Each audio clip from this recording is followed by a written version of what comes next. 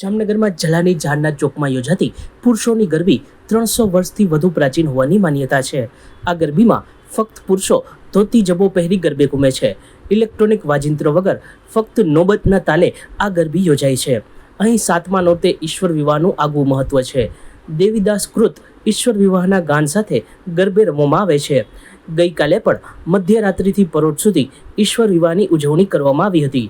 આ તકે સાંસદ પૂનમબેન માડમ, ધારાસભ્ય Diveshbhai Akbari, deputy mayor Krishnaben Sodha, standing committee chairman Nileshbhai Kagathara, શહેર ભાજપ પ્રમુખ બીનાબેન કોઠારી સહિતના સત્તાધીશો પણ ઈશ્વર વિવાહમાં જોડાયા હતા અને આ સાંસ્કૃતિક પરંપરાને બિરદાવી હતી।